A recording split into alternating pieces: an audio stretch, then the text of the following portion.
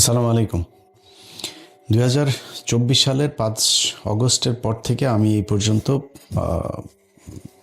তার পরের 6 মাস যদি হিসাব করি তাহলে অনেকগুলো ভিডিওতে বিএনপির ব্যাপারে কথা বলেছি।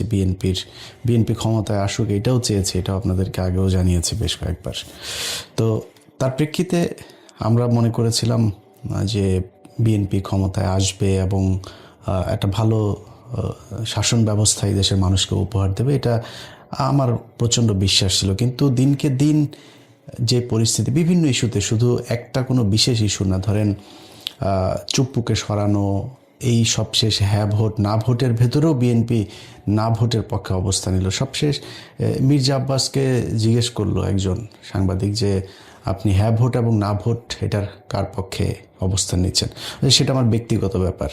মানে এটা আপনার ব্যক্তিগত ব্যাপার না তো, আপনি তো ভোটারদের কাছে ভোটও চাচ্ছেন, আপনি ধানের শীষ কাকে ভোট দেবেন বা ধানের শীষের পক্ষে চাচ্ছেন কি চাচ্ছেন না, আপনাকে এটা প্রশ্ন করলে কি আপনি এটা বলতেন?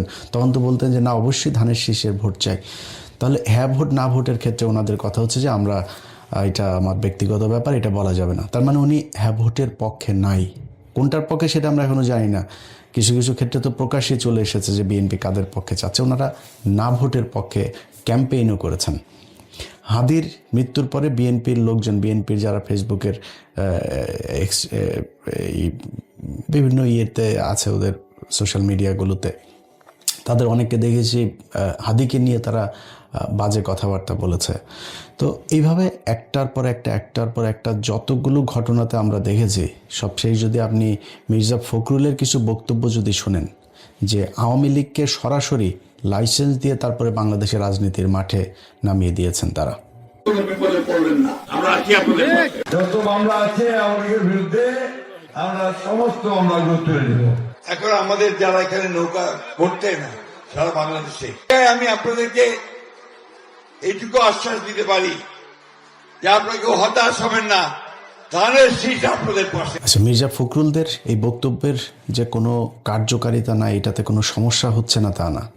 দেখেন, একটা জিনিস মনে রেখেন, বিএনপির কিছু মানুষ আওয়ামী লীগের সাথে আতাত করে গত 15 বছরও চলেছে। এই মির্জা আব্বাসের কথাই যদি বলেন, মির্জা আব্বাসের ঢাকা ব্যাংকের কোনো সমস্যা হয় নাই, মির্জা ফখরুলের কোনো সমস্যা হয়নি। মির্জা ফখরুল হসপিটালে গিয়ে এক অবরোধ ডাকার পরে তিনি হসপিটালে গিয়ে বিএনপির এক বড় নেতা, নাম বলতে চাই না, সেই বড় নেতাকে তিনি বলেছেন যে খালেদা জিয়ার কথা বলতে গিয়ে যে মহিলার পাগল হয়ে গিয়েছে, এখন ওনার কি দরকার ছিল অবরোধ ডাকার।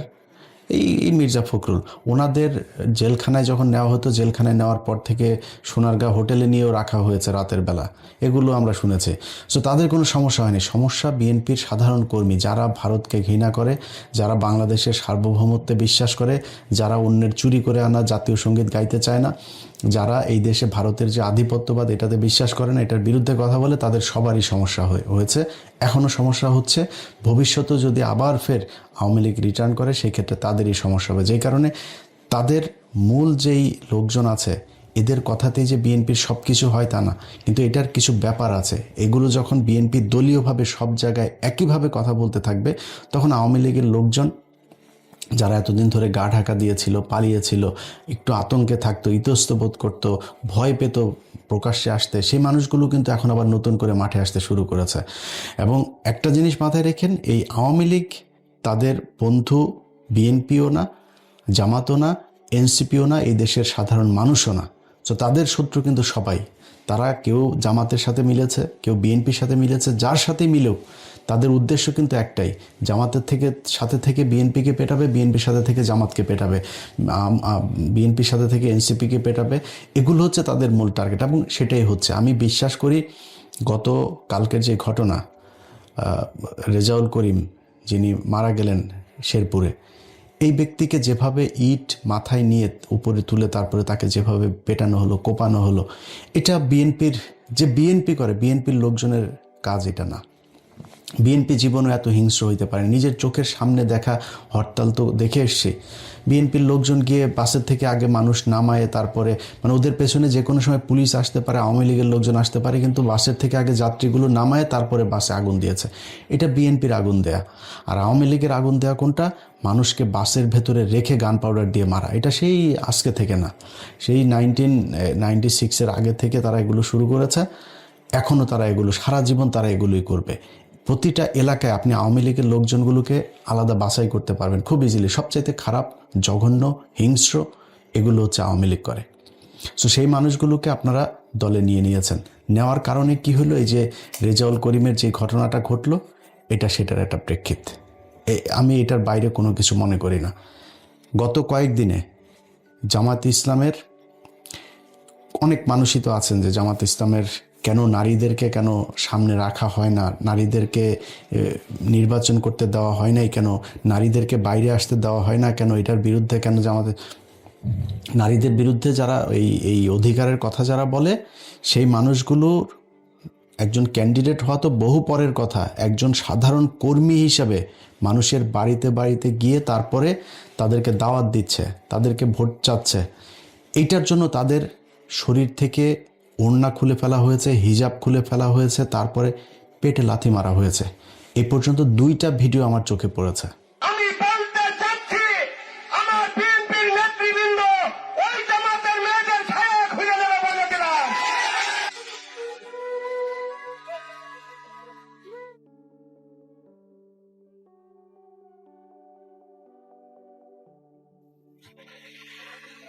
আচ্ছা, এখন এই বেশিরভাগ ক্ষেত্রে এই যে মহিলাদের উপরে যে নির্যাতনগুলো, যে এই কি বলবো আক্রমণগুলো হচ্ছে না, এগুলোকে জায়েজ করার জন্য তারা একটা নতুন জিনিস বানিয়েছে। সেটা হচ্ছে যে এই মহিলারা নাকি গিয়ে জান্নাতের টিকিট বিক্রি করে, এই জন্য তাদেরকে মারতে হবে। 1 নম্বর কথা হয়েছে যে কোরআন, এই পুরো কোরআনটা একটা রাজনীতি। আপনার রাষ্ট্র শাসন ব্যবস্থা, রাষ্ট্র কিভাবে চলবে, সব কিছুই কোরআনের মধ্যে আছে। আপনি যদি কোরআন পড়েন, কোরআনের একদম শুরুর দিকের, একদম শুরু প্রাথমিক যে ইয়েগুলো আয়াতগুলো নাজিল হয়েছে, সে আয়াতগুলোতে শুধু মানুষকে আপনার করা হয়েছে যে তাওহীদের বর্ণনা দেওয়া হয়েছে, দাওয়াত দেওয়া হয়েছে, তাদেরকে এনকারেজ করা হয়েছে, জান্নাতের সুসংবাদ জানানো হয়েছে, আল্লাহকে কেন বিশ্বাস করতে হবে, এইসব বিষয়ে কথা বলা হয়েছে। ঠিক মদিনায় হিজরতের পরপর থেকেই কোরআনের যে আয়াতগুলো নাজিল হয়েছে, তার সবই কি আপনি আপনার স্ত্রীর সাথে কি ব্যবহার করবেন, আপনার পরিবারের, আপনার ছেলে সন্তানের জন্য কতটুকু সম্পত্তি ভাগ হবে, আপনার মেয়ের জন্য কতটুকু ভাগ হবে, আপনি কার কার সাথে বিয়ে করতে পারবেন, সমাজে সুদ খাওয়া যাবে কিনা, অর্থনৈতিক ব্যবস্থা কি হবে, কার প্রতি কি, কার কতটুকু হক, সব কিছু এগুলো নিয়ে আলোচনা। এই কোরআনের বাইরে, মানে শরিয়া আইন মানে কি, আপনি কোরআনের যে কথাগুলো বলা হয়েছে সেগুলো। এখন এটা আপনার পছন্দ হচ্ছে কি না হচ্ছে সেটা অন্য জিনিস। অনেক মানুষ নারীদের ব্যাপারে বিশাল নতুন নতুন অনেক করেন, আপনি সংবিধান জাহির করার চেষ্টা করেন। পৃথিবীর ভেতরে, কোরআনের ভেতরে আপনাকে নারীর যে অধিকার দেওয়া হয়েছে, যদি নারীরা আসলে জানতো যে কোরআনে তাকে কি কি বলা হয়েছে, তার কতটুকু অধিকার, এটা জানলে সে পরের দিন থেকে তারা না খায় বলতো যে কোরআনে যেটা বলেছে আমরা সেটা চাই। এখন ভাই, আমার বাংলাদেশে কয়েকদিন আগে মসজিদে নামাজ পড়তে পারতো না, ওয়াজ মাহফিল করতে পারতো না, সেই অবস্থা থেকে রাতারাতি বিশাল কিছু হয়ে যাবে, এটা আমরা বিশ্বাস করি না। যেই কারণে এই শরিয়া আইন হইতে হবে না হইতে হবে এটা নিয়ে এই বিতর্কে যাচ্ছে না। কিন্তু আপনি যদি মনে করেন যে কোরআন একদিকে, ধর্ম একদিকে, রাজনীতি একদিকে, এটা মিথ্যা কথা। রাসূল সাল্লাল্লাহু আলাইহি সাল্লাম খালি ধর্ম প্রচার করেন নাই, রাসূল সাল্লাল্লাহু আলাইহি সাল্লাম মসজিদে বসে খালি ইমামতি করেন নাই, মসজিদে বসে উনি রাষ্ট্র পরিচালনা করেছেন, উনি গভর্নর নিয়োগ করেছেন, উনি বলেছেন রাষ্ট্রের শাসন ব্যবস্থা কেমন হবে, অর্থনৈতিক অবস্থা কেমন হবে, এগুলো তিনি বলেছেন। সো এটার সাথে এটার আলাদা করে কিছু বলা যাবে না। এখন আপনি কারে ভোট দিবেন, কারে শাসন ক্ষমতায় বসাইলে আপনি সেই আগের মতো সেরকম নারীদেরকে, রাসূল সাল্লাম বলে গিয়েছিলেন না যে মক্কা থেকে একজন নারী, একটু ভুল হইতে পারে সংশোধন করেন, একজন নারী মক্কা থেকে সিরিয়াতে যাবে, তার ভেতরে গভীর রাতে সে সিরিয়াতে যাবে, তার ভেতরে একমাত্র আল্লাহর ভয় ছাড়া পৃথিবীর কোনো ভয় থাকবে না। এত নিরাপদ একটা নারীদের জন্য একটা পৃথিবী তিনি গড়ে দিয়ে যেতে চান। সো আপনি সেই জায়গা থেকে এর চাইতে ভালো কোথায় পাবেন, কি পাবেন? তো এখন যদি আপনি মনে করেন যে ধর্ম একদিকে, রাষ্ট্র আর আরেকদিকে, না ভাই, আমি একজন মুসলমান হিসেবে মনে করি ধর্মের নামে রাজনীতি না, ধর্মটাই রাজনীতি। সো সেই জায়গাতে কারে ভোট দিলে আপনি ভালো শাসন ব্যবস্থা পাবেন, কারে ভোট দিলে আপনি আল্লাহর সন্তুষ্টি লাভ করতে পারবেন, মানে জান্নাতের টিকিট মানে কি? জান্নাত কি বাংলাদেশের গুলিস্তানে আছে নাকি, যে আপনার বা ইন্ডিয়াতে আছে না, সৌদি আছে না, আমেরিকায় আছে? এটা তো জানি না, আপনারা কেমনি টিকিট দেবে? তার মানে জান্নাতে যাওয়ার রাস্তা আপনাকে দেখাই দেবে, বা জান্নাতের আপনি ইসলাম আপনাকে যেভাবে একটা সুন্দর শাসন ব্যবস্থা দিতে পারে এমন একটা শাসন ব্যবস্থা, যেটাই মনে করেন কারে দিলে পাবেন এটা আপনি জানেন। ধানের শেষে দিলে না দাড়িপাল্লায় দিলে, এটা আপনি চিন্তা করে নেন, এটা আপনার চিন্তার ভেতরে। কিন্তু আমি যদি এইটাকে বাদ রেখে যদি বলি যে জান্নাতের টিকিট বিক্রি করার এই কথা বলার কারণে জামাত ইসলামের কাউকে নির্বাচনী প্রচারণায় বাধা দেওয়া হবে, কোনো নারীর পেটে লাথি মারা এটা জায়েজ হবে, তাহলে চলেন আমরা বিএনপির পক্ষ থেকে কতজন এই পর্যন্ত জান্নাতের টিকিট বিক্রি করেছে সেটাও একটু শুনি। দোজখের মালিক আল্লাহ, বেহেশতের মালিক আল্লাহ, এই পৃথিবীর মালিক আল্লাহ, কাবার মালিক আল্লাহ। আরে ভাই, যেটার মালিক আল্লাহ সেটা কি অন্য কেউ দেওয়ার ক্ষমতা রাখে? রাখে না। তাহলে কি দাঁড়ালো? দলের সমাজকে শান্ত রাখার জন্য জিয়া রহমান কি করেছেন? দেশ আমাদের খালেদা জিয়া কি করেছেন? তোমরা নয়, বরং শহীদ জিয়ার দল বলেই ব্যস্ত যেতে পারবে। আমরা ধানের শীষে ভোট দিলে আমরা জান্নাত পাবো, এটা আমরা বলতে পারি। বেগম খালেদা জান্নাত উচ্চারণ করলে মুখটা পবিত্র হয়ে যায়। প্রেসিডেন্ট জিয়া উত্তরসূরি তারেক রহমান, তার নাম উচ্চারণ করতে হলে উর্দু করে করবে। হাতে করা দল ধানের শীষে ভোট দিলে আপনারা অবশ্যই জান্নাতুল ফেরদৌস আশা করতে পারেন। শহীদ রাষ্ট্রপতি জিয়া রহমানের নাম নিয়ে প্রতিদিন ব্যস্ত দিচ্ছে। আমি মক্কা মনে করি সাধারণত দলের এই বাড়িটাকে। স্বামী যার পায়ের নিচে আপনার বেগ, সেই পুরুষ মানুষগুলো এখানে উপস্থিত আছে, তাদেরকে বলবো বাড়ি বাড়ি গিয়ে মা বোন চাচি খালাদের বলে দেবেন ভোট ধানের শীষে দিতে হবে। যদি ধানের শীষে ভোট না দেন, এই মহিলাদেরকে বলছি আপনারা জান্নাত পাবেন না। উমর রাদিয়াল্লাহু আনহু চার খলিফার এক খলিফা, আমার নেতা শহীদ প্রেসিডেন্ট জিয়া রহমান চার খলিফার মতো একজন, আমার নেতা তারেক রহমান, হযরত আলী রাদিয়াল্লাহু আনহু, আমার নেতা মা ফাতেমা বেগম খালেদা জিয়া। যারা পাল্লা মার্কে ভোট দিবে বরং এরা দুজনে যাওয়ার সম্ভাবনা বেশি। বিভিন্ন বাড়িতে যাইয়া আমাদের ধানের শীষের পক্ষে কথা বলবে। এটা শহীদ রাষ্ট্রপতি জিয়া রহমানের মার্কা, এটা আল্লাহ প্রদত্ত মার্কা। মদিনা ইসলামের চর্চা করি আমরা, মদিনা ইসলামে বিশ্বাস করি। শরিয়া আইনের ব্যাপারে ওটা বলেছে কিন্তু যে আমরা শরিয়া আইনে বিশ্বাস করি না। আচ্ছা, এগুলি এই যে জান্নাতের টিকিট বিক্রি করে তারপরে অনেক কথাবার্তা তারা বলেছে, এইভাবে করেও তাদের যখন কিনা দেখলো যে না হচ্ছে না, তো দিন দিন অবস্থা ভয়ঙ্কর দিকে যাচ্ছে, তখন তারা শুরু করলো কি আপনার নতুন করে মানুষের হাতে পায়ে ধরে কান্নাকাটি শুরু করলো। কোথাও যায় আপনার পায়ে ধরে, কোথাও কান্নাকাটি করে, এইগুলো করে মানুষের কাছে ভোট চাওয়া শুরু করলো।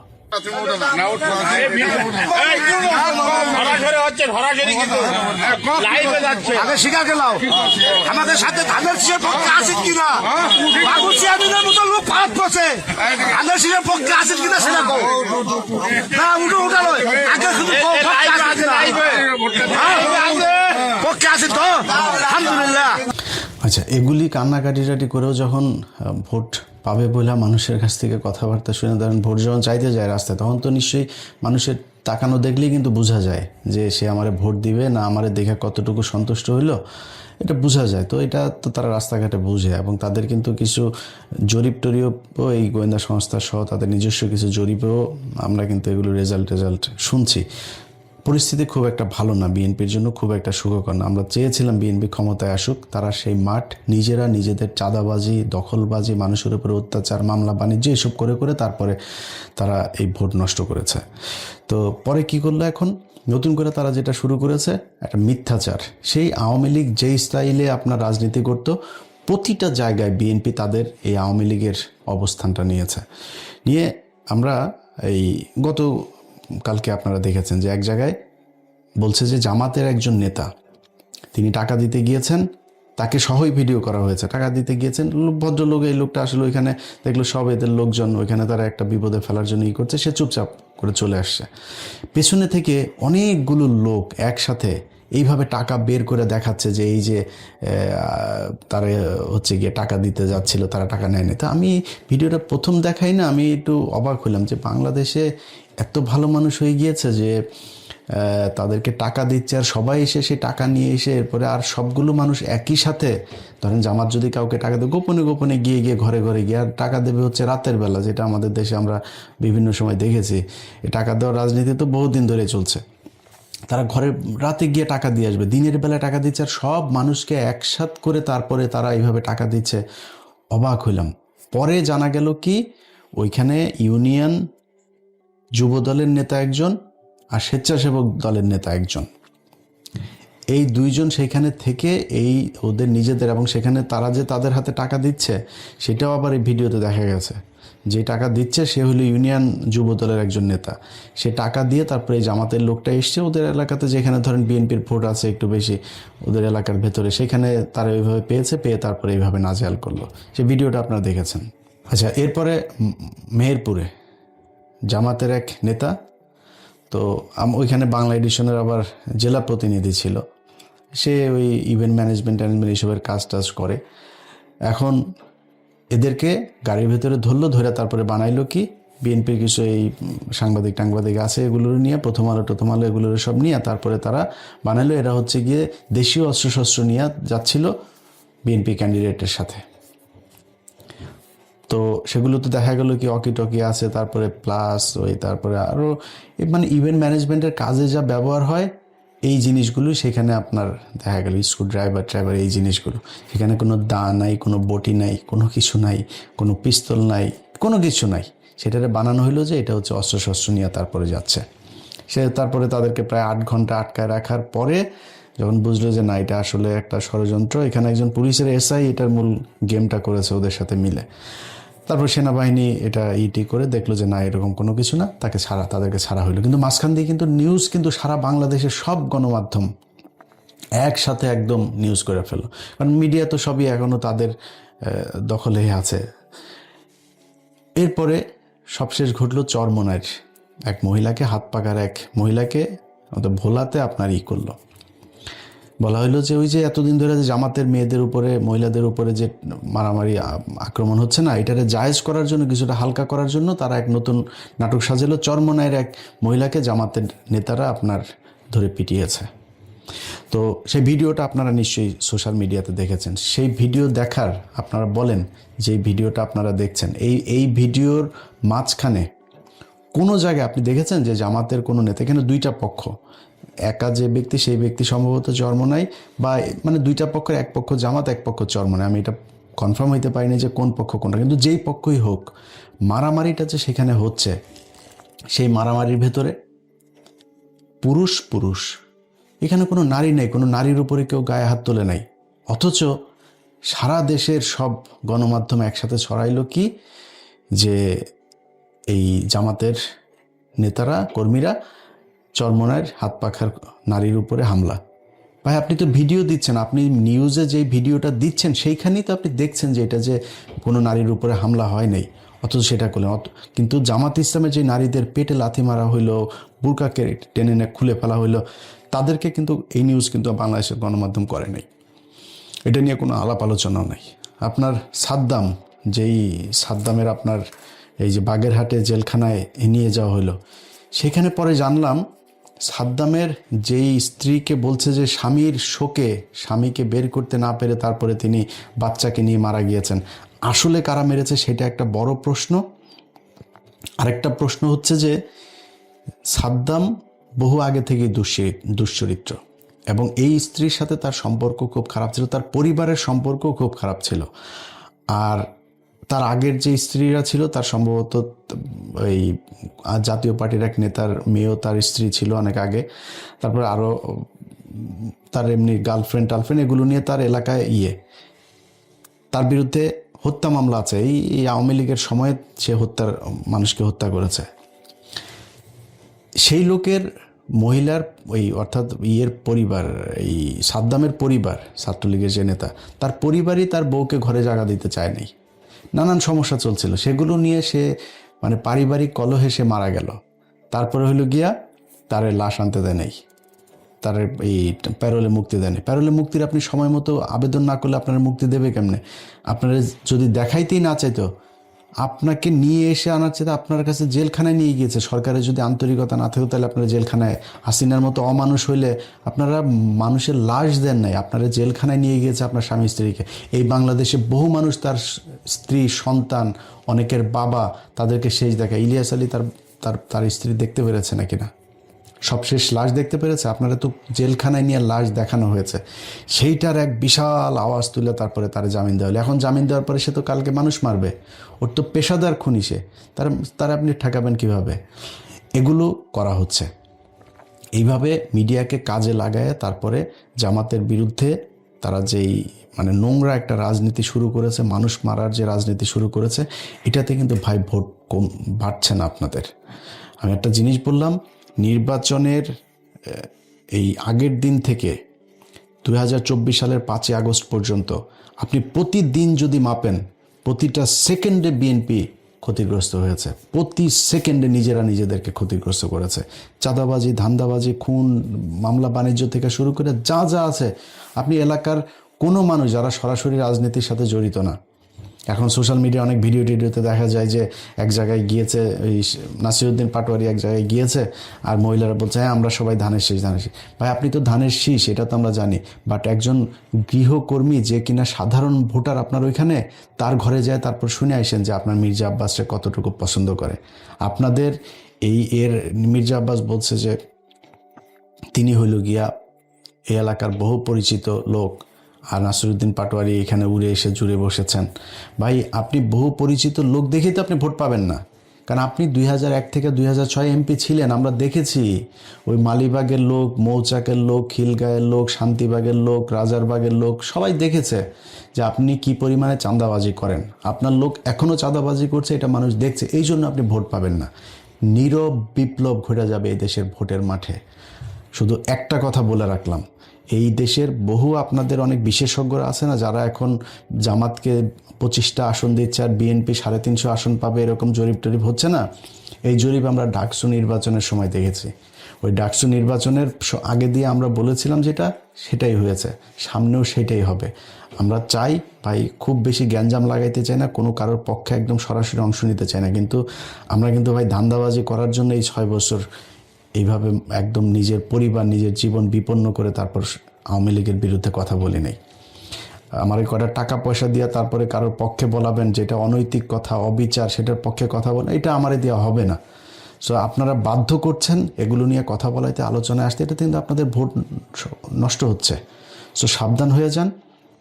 যদি সাবধান না হন, সেক্ষেত্রে 12 তারিখ আসতে আসতে যেভাবে গ্র্যাজুয়ালি আপনারা ডাউনে গিয়েছেন না, আস্তে আস্তে যাইতে থাকবেন, যায় দেখবেন যে পরিস্থিতি খুবই ভয়ঙ্কর।